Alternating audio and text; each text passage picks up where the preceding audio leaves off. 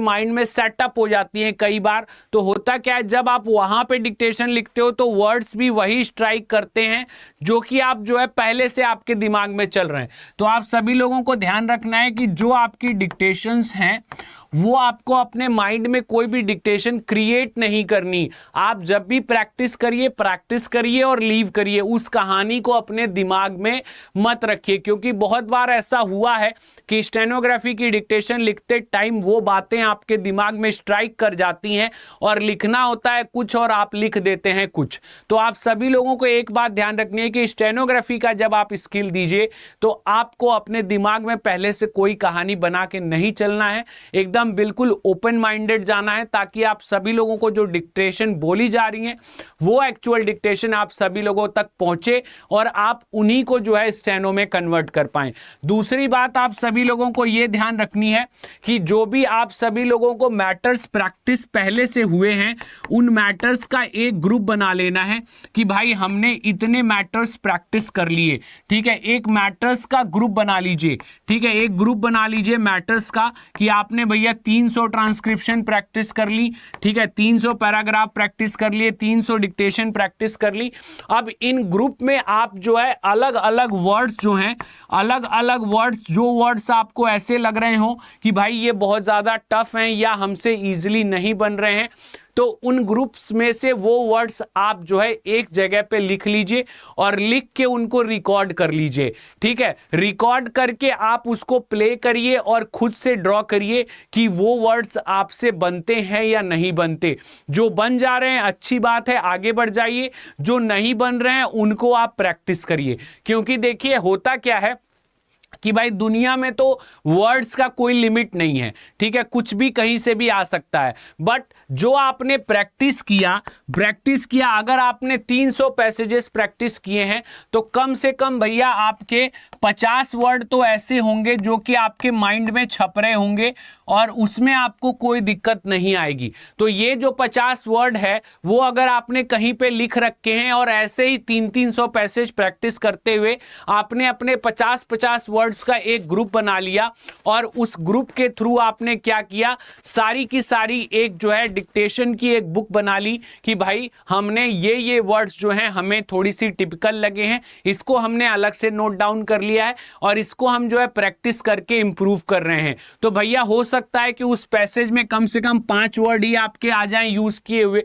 तो वो 5 वर्ड तो आपको बेनिफिट देके जाएंगे ना भाई, वो 5 वर्ड आपको बेनिफिट देके जाएंगे। तो भाई इसी तरीके के तथ्य और इसी तरीके के कंसेप्ट मैं आपको समझाऊंगा और मेरे साथ आप सभी लोगों को जुड़ना है ताकि आप सभी लोगों का 2024 स्टेनोग्राफर बनने का सपना पूरा हो पाए। और वो सपना तभी पूरा होगा जब आप हमारे साथ जुड़ेंगे एसएससी स्टेनोग्राफर के महापैक के द्वारा। एसएससी स्टेनोग्राफर का जो महापैक है उसके द्वारा आप हमसे जुड़ सकते हैं और महापैक में जो है 9 अगस्त से बैच स्टार्ट होगा और इसमें आप सभी लोगों को जो है सीबीटी के साथ साथ स्किल टेस्ट की भी पूरी तैयारी कराई जाएगी। सीबीटी प्लस आपका स्किल टेस्ट यानी आपका जो है टीयर 1 के साथ साथ आपका टीयर 2 भी पूरा का पूरा प्रैक्टिस कराया जाएगा।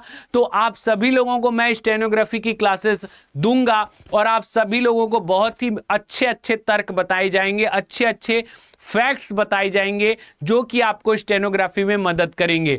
और भैया इस महापैक में जुड़ने के लिए आप हमारा कोड भी अप्लाई कर सकते हैं भाई, Y922 ये कोड अप्लाई करते ही आप सभी लोगों को ये जो महापैक है ये आपको 1880 रुपए, मात्र 1880 रुपए में मिल जाएगा और आप सभी लोगों को जो है स्टेनोग्राफी की बेसिक से एडवांस लेवल तक की तैयारी मात्र 1880 रुपए में करवा दी जाएगी और आप सभी लोगों को शॉर्ट हैंड के अंदर कोई भी दिक्कत नहीं आने दी जाएगी। क्योंकि जैसे मैं आपको यहां पे एक अमेजिंग फैक्ट्स बता रहा हूं वैसे ही जब आप हमारे साथ जुड़ेंगे तो डेली क्लासेस में भी आपको अलग अलग फैक्ट्स बताए जाएंगे, अलग अलग रूटीन्स बताए जाएंगे और अलग अलग सेक्शंस बताए जाएंगे आपको प्रैक्टिस के लिए।